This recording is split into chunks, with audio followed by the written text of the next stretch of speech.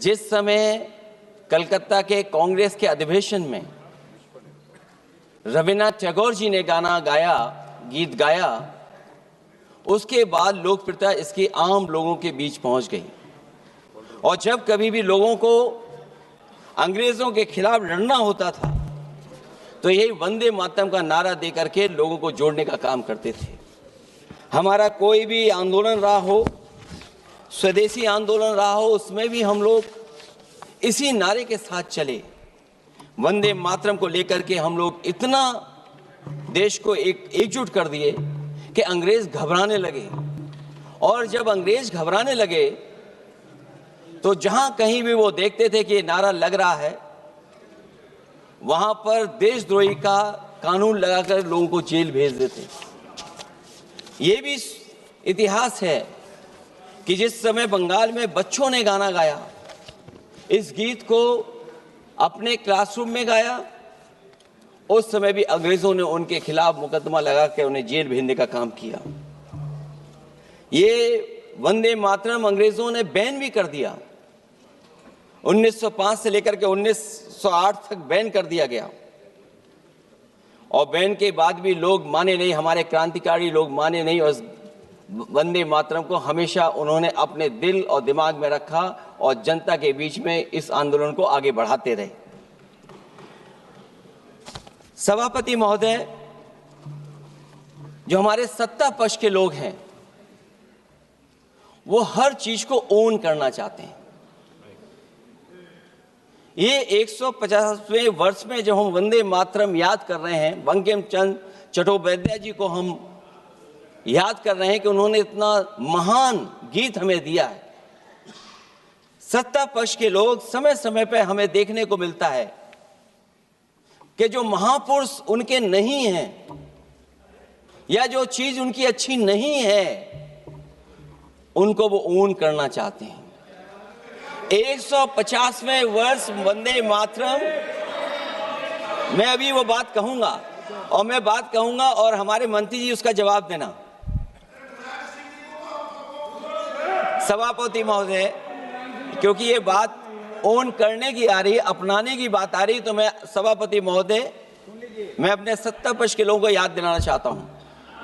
सत्ता पक्ष के लोगों की जो पार्टी आज है, भारतीय जनता पार्टी, जिस समय गठन हो रहा था, हमारे मुंबई और महाराष्ट्र के लोग जानते होंगे कि जिस समय गठन की चर्चा थी, उस समय आपके जो अध्यक्ष चुने गए थे, उनको जो भाषण देना है उस पर भी बहस चल रही थी। और बहस इस बात की थी कि भारतीय जनता पार्टी सेकुलर रास्ते पे जाएगी, सोशलिस्ट रास्ते पे जाएगी कि नहीं जाएगी। तमाम विरोध के बाद भी उस समय के उनके राष्ट्रीय अध्यक्ष जो चुने गए थे, उन्होंने वही रास्ता अपनाया अपने भाषण में। समाजवादी आंदोलन, समाजवादी विचारधारा और सेकुलर रास्ता अपनाया। और वही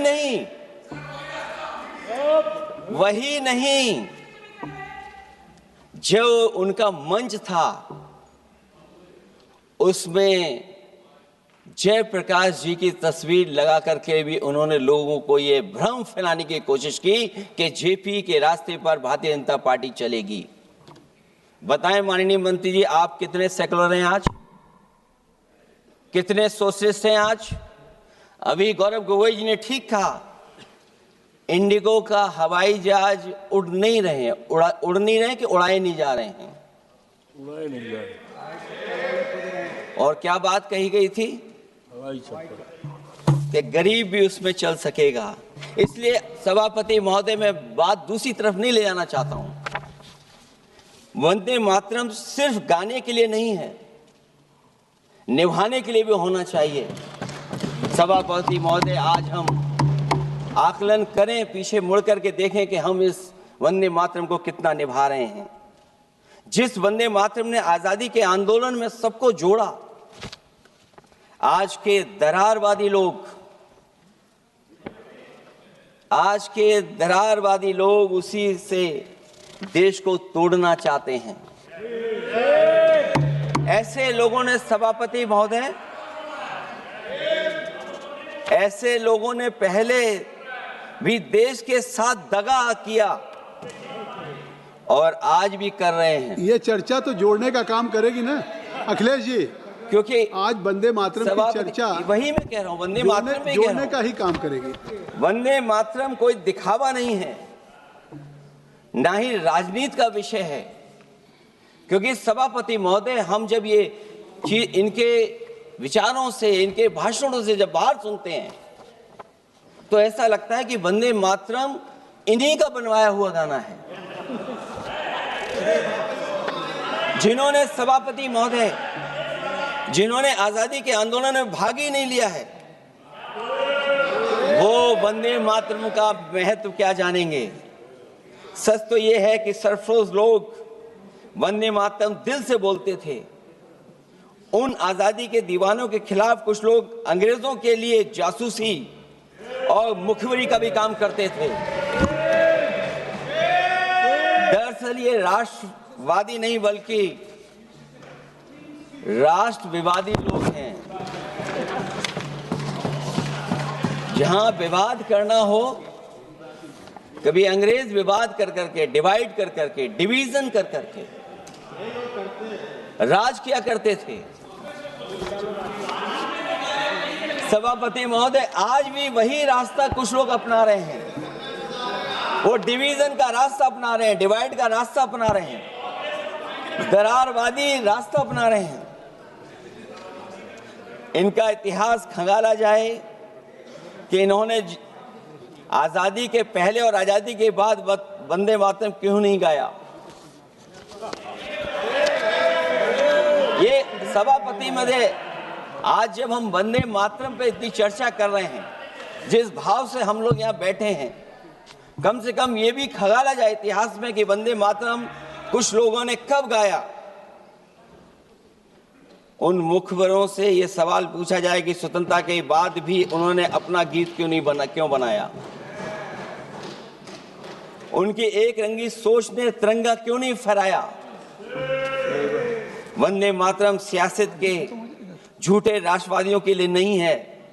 गलत लोगों की गलत मंशा पूरा देश समझता है और केवल यही नहीं ओन करते हैं। कभी कभी भारत माता का जो चित्र है, जो पेंटिंग कभी बंगाल के महान लोगों ने बनाई थी,